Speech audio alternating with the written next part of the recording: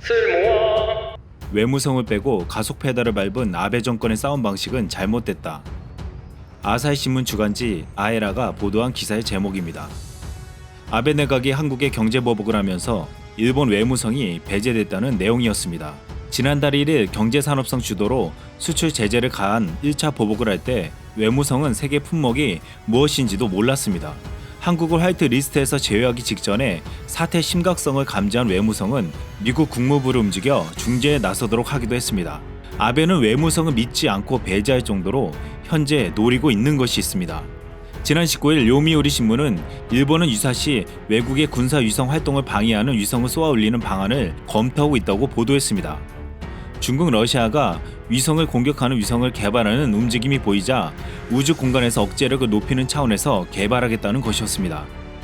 그런데 일본까지 방위위성 발사 추진에 나서면서 각국의 위성 경쟁은 갈수록 치열하게 진행되고 있습니다.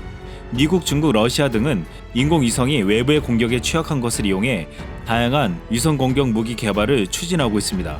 이제 우주에서 전쟁이 벌어질 수 있는 시기가 올 수도 있다는 것입니다. 일본 정부는 내년 자위대에 우주부대를 창설할 계획까지 세워놓았습니다. 일본 방위성은 내년에 이즈모급 호위함을 한국모함으로 개조하고 여기에 F-35B를 탑재할 계획이라고 밝혔습니다. 일본이 이를 도입하면 F-35 기종 스텔기 전투기를 147대나 보유하게 됩니다. 지난 5월 트럼프는 일본 해상자위대 가가함에 승선했습니다. 미국 대통령이 일본 전투함에 승선한 것은 최초의 일이었습니다.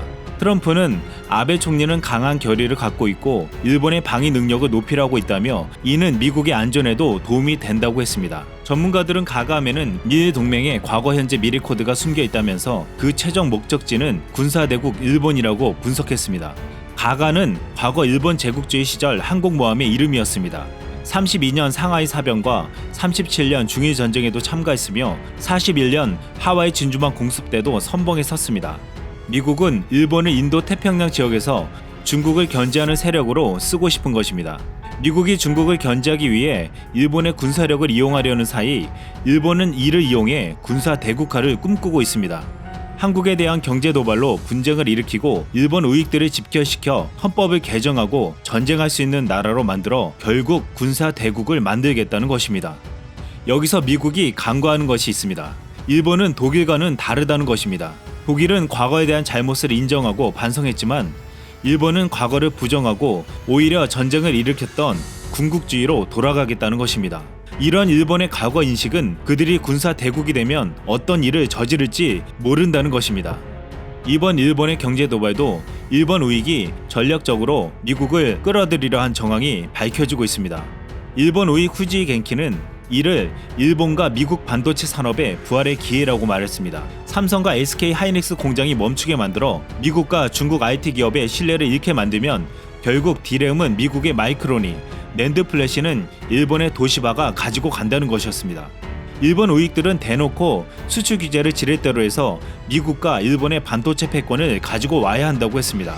일본 과학기술진흥원이 지난 3월 경제산업성 관료 등 170명을 동원해 일본의 소재 부품 기술력 전수조사를 했습니다. 일본 우익 세력은 이 조사를 바탕으로 한국 반도체 핵심 소재를 무기화해 압박하고 일본 반도체 산업을 되살린다는 것이었습니다. 한때 메모리 반도체 시장을 주름잡았던 미국과 일본이 시장을 다시 한국으로부터 되찾아온다는 전략이었습니다.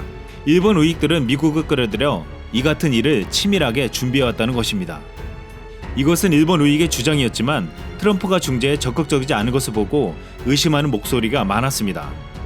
일본의 아베는 한국의 경제 도발을 통해 군사력을 증강시킬 구실을 찾았고 한국의 경제를 견제하고 자신들의 반도체 산업을 다시 재건하려 했다는 분석이었습니다. 지금 일본의 아베는 미국을 끌어들여 이 모든 것을 진행하려 하고 있습니다. 우리가 잊지 말아야 할 것은 과거를 반성하지 않는 일본의 아베 정권은 앞으로 어떤 짓을 벌일지 모른다는 것입니다. 이상 쓸모왕이었습니다.